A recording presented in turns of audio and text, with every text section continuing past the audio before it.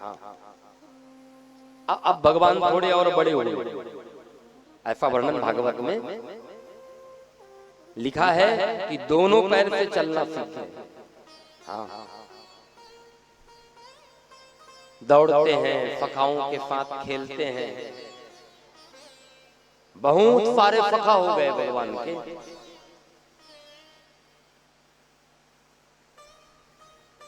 मधुमंगल, मनफुक, श्रीदामा, स्तोक, अनेक फखा हुए भगवान के। तो ये जो मनफुक नाम का एक फखा था भगवान का, एकदम दुबला पतला,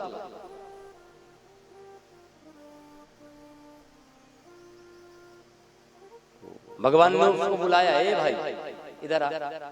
वो नजदीक आया, क्या है? बोले क्या नाम है तेरा? कहा मनफुक। भगवान ने कहा देख तू ना मन से भी सुखी नहीं है, तन से भी सुखी नहीं है। देख कितना दुबला पतला है। तू माखन वाखन खा के तगड़ा क्यों नहीं बनता? मनफुक ने कहा भैया हमारे घर कहाँ मक्खन वक्खन। अच्छा तेरे घर नहीं है? भैया नहीं। तो एक काम करना, अड़ोसी पड़ोसी से मांग के खाना, लेकिन तगड़ा बन, दुबले आदमी पसंद ना है मेरे को। मनफुक ने कहा भैया मांगने से गोपियां थोड़ी देती है। अच्छा नहीं देती? कहा नहीं। तो फिर एक काम कर, चोरी करके खा, लेकिन माखन खा, तगड़े बनो, दुबले आदमी पसंद ना है। मनफुक ने कहा वाह, तुमने तो कह दिया चोरी करके खाओ। पकड़े गए तब, एक तो ऐसे दुबले पतले हैं, पिटाई होगी, फिर बचेंगे ना। यदि मेरे लिए इतना ही प्रेम है तो क्या चोरी करने जाएगा मेरे साथ? भगवान बोले हाँ हाँ क्यों नहीं जाऊंगा, जरूर जाऊंगा। कन्हैया ने ना एक छोटा सा मंडल बना दिया अपने गांव में, और उस मंडल का नाम रख दिया शौर्य विद्या प्रसारण मंडल। चोरी की विद्या का प्रचार प्रसार कैसे हो, ये मंडल का उद्देश्य था।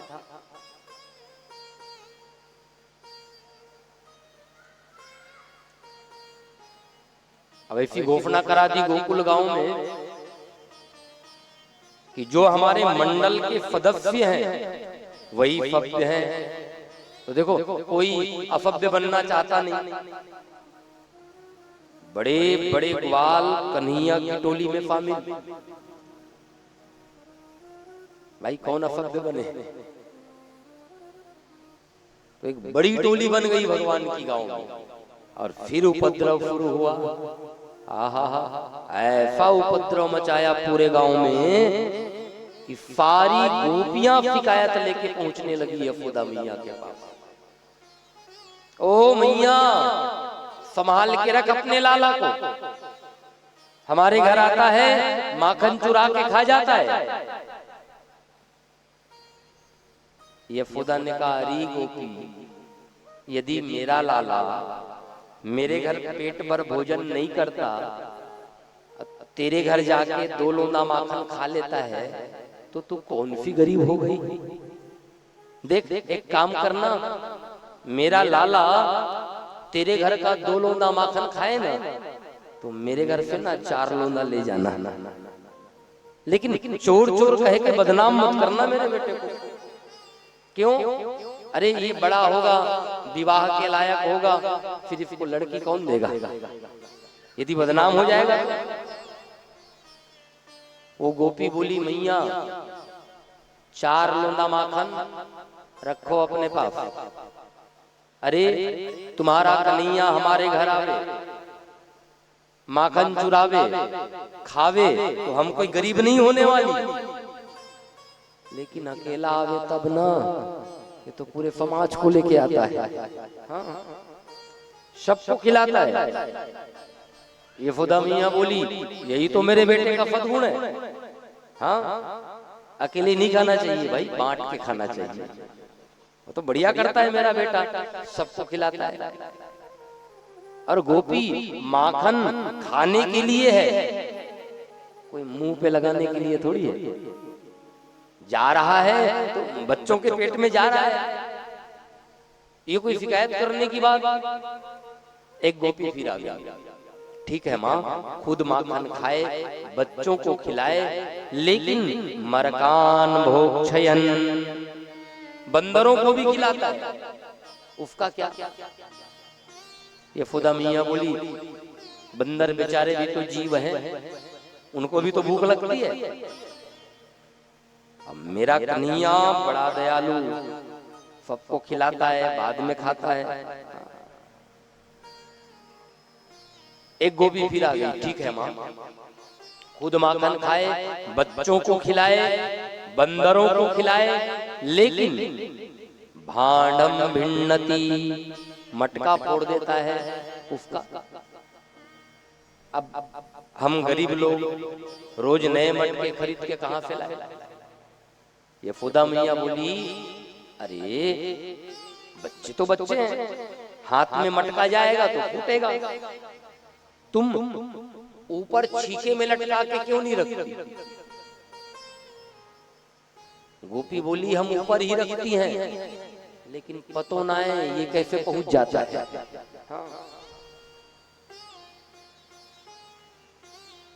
यशोदा मैया ने कहा देख गोपी एक बात बोलूं, अरे मटके ज्यादा फूटेंगे तो कुम्हार के धंधे में तेजी आएगी।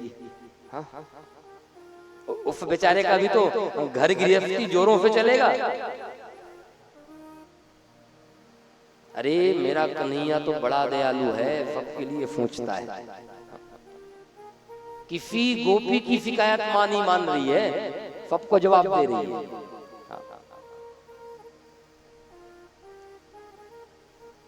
और कोई यशोदा अपने बेटे की शिकायत नहीं मानती।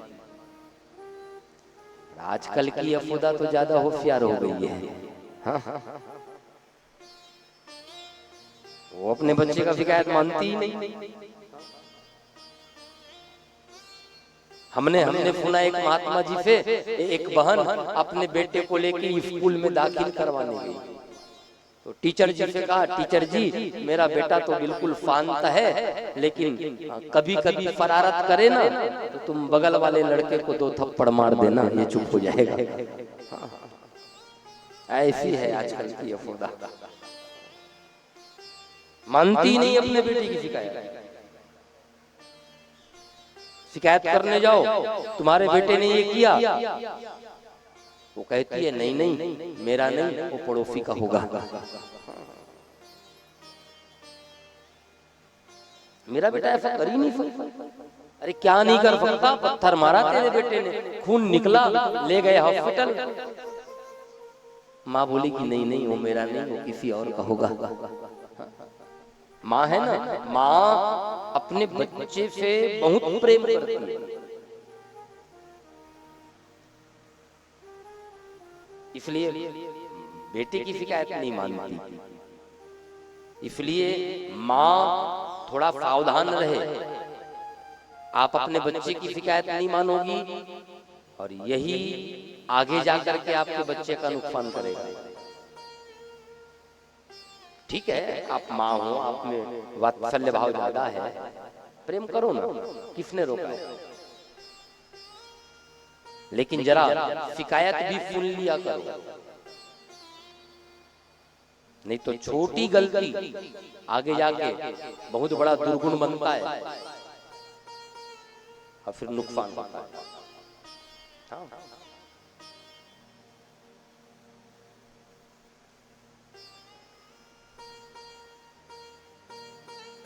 एक छोटा लड़का था, एक बार उसने स्कूल में पेंसिल चुराई, छोटा सा था।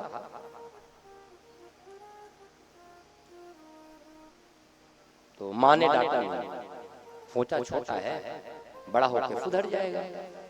छोड़ दिया। लेकिन धीरे धीरे उस बच्चे की चोरी की आदत बढ़ती गई, बढ़ती गई, बढ़ती गई। बड़ा होकर तो इतना बड़ा डकैत बना, और जब पकड़ा गया तो कोर्ट ने फांसी की सजा सुनाई उस बच्चे को। और जैसे ही फांसी की सजा दी, और जिस दिन फांसी होने वाली थी, उस लड़के से पूछा गया तेरी कोई अंतिम इच्छा? लड़के ने कहा हाँ, मुझे मेरी माँ से मिलना है। बुलाया उसके माँ को। माँ आई रोते रोते, बेटा तू मेरा एक लौता बेटा है, आज ये लोग तुझे फांसी पे चढ़ा रहे हैं, अब मेरा क्या होगा बेटा? बेटे के आंख में आंसू। बेटा कहता है माँ, आज मुझे जो फांसी लग रहा है ना माँ, इसमें कारण तुम हो। बचपन में मैंने पेंसिल चुराई थी माँ, उसी दिन तमाचा गाल पे लगा दिया होता तो आज ये फांसी का फंदा मेरे गले पे नहीं आया। ये तो एक कहानी है केवल, लेकिन माताओं को समझनी चाहिए वास्तव में छोटी गलती ही एक दिन बड़ा रूप लेता है। इसलिए माताओं से निवेदन, बचपन से बच्चों पर ध्यान रखना, नहीं तो आगे जाके नुकसान होगा। यशोदा मैया अपने बेटे की शिकायत नहीं मानती।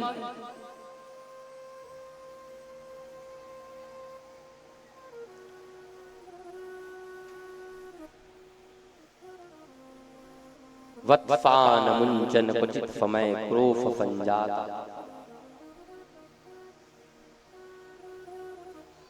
कोई मां नहीं मानती, कहां मानती? लेकिन सावधानी से रहे, बस हमारा यही निवेदन है।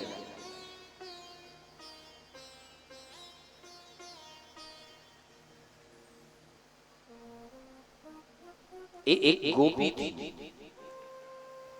गोकुल में, बड़ी बुद्धिमान। उसने सोचा मैं अपने घर में माखन की चोरी होने नहीं दूंगी। कन्हैया मेरे घर का माखन चुरा ले, ऐसा हो नहीं सकता। तो उस गोपी ने ना बढ़िया ताजा माखन निकाला, और ताजा माखन निकाल के मटके में भरा, ऊपर छीके में लटका दी।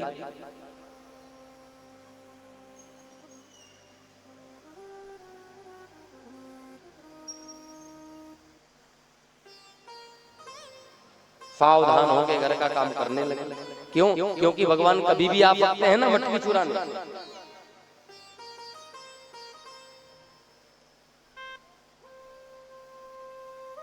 अब देखो मध्याह्न का समय हुआ, वो गोपी का पति जो था वो खा पी के गाय चराने वन में चला गया। अब इस गोपी को भी भूख लगी थी, हलवा पूरी बनाई थी, पेट भर के खाई। अब खाने के बाद ना इसको बाम कुक्षी करने की आदत। बाम कुक्षी यानी फोने की, कई लोगों को होती है। कई लोग ऐसे हैं जो भोजन करने के बाद ना 1-1.5 घंटा सो जाते हैं। कईयों को ये आदत होती है। गोपी को ये आदत थी सोने की। अब गोपी सोचने लगी यदि मैं सो जाऊं और कन्हैया आके माखन चुरा ले तो वो तो कभी भी आ सकता है। सोना तो पड़ेगा ना, क्योंकि रोज की आदत है, बिना सोए काम चलने वाला नहीं है। तो उसने ना एक युक्ति बनाई। उसने क्या किया, वो ऊपर छीके में मटका था, वो मटके के ऊपर ना एक थाली रख दिया और थाली में पानी भर दिया। ठीक मटके के नीचे खटिया लगा के लाठी लेके सो गई। देखो कितनी होशियार है। अब मटके में छाछ तो नहीं है ना कि छिद्र करे और बाहर आए। मान लो ऐसा करने भी जाए तो नीचे खटिया लगा के सोइए, उसके ऊपर गिरे तो जाग जाए। अद्भुत सुरक्षा व्यवस्था बना करके गोपी सोइए। मध्याह्न का समय हुआ और चौरी विद्या प्रसारण मंडल के अध्यक्ष महोदय अपने सखाओं के साथ वहां पहुंचे। पता चला भगवान को कि इस गोपी ने ताजा माखन निकाला है, तो उसी के घर गए और जैसे ही घर के भीतर गए, गोपी की जब सारी व्यवस्था देखी, सबकी बुद्धि चकरा गई। बाप रे, ऐसी बुद्धिमान महिलाएं हमारे गांव में भी है। वाह वाह वाह, मानना पड़ेगा।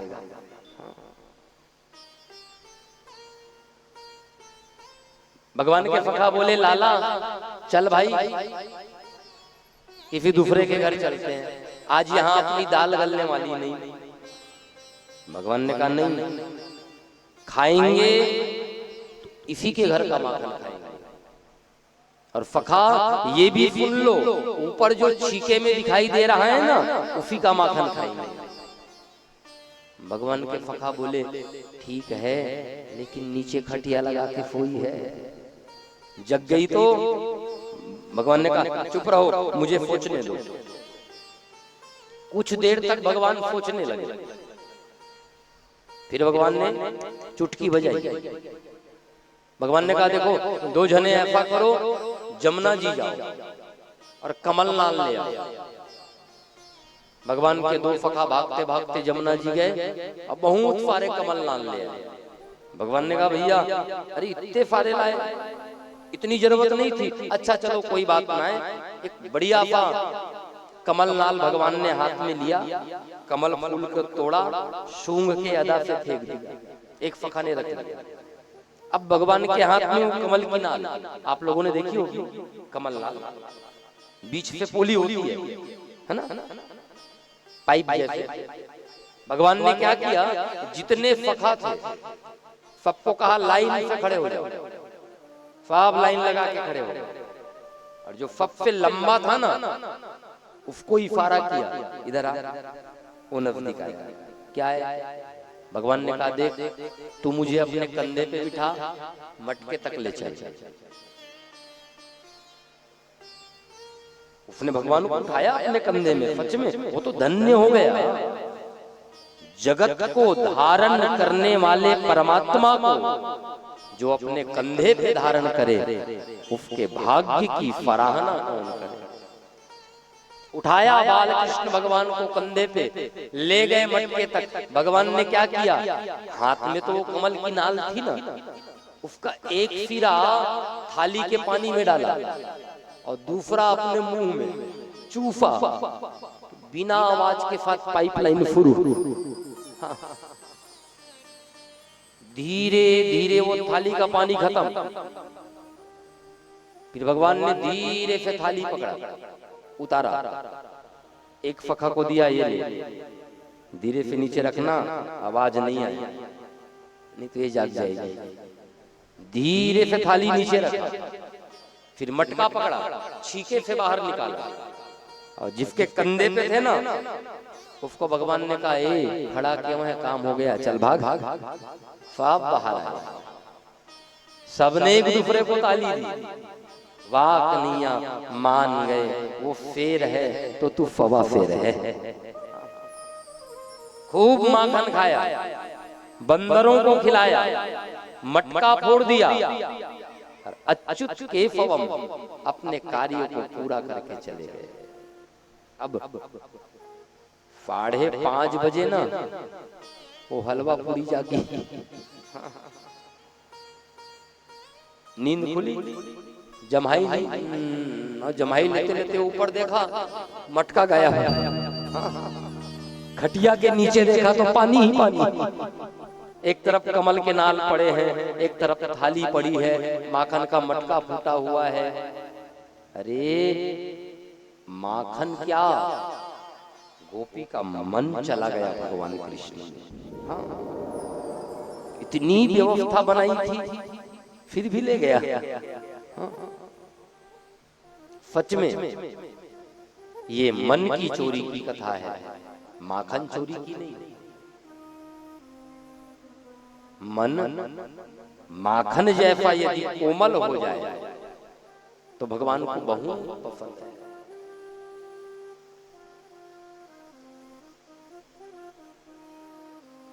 गोपियां तो स्वागत करती है कन्हैया का। जब माखन बनाती है ना गोपियां, तो मन में सोचती है कन्हैया मेरे घर आवे, माखन चुरावे खावे। इसीलिए भगवान उनके घर जाते हैं,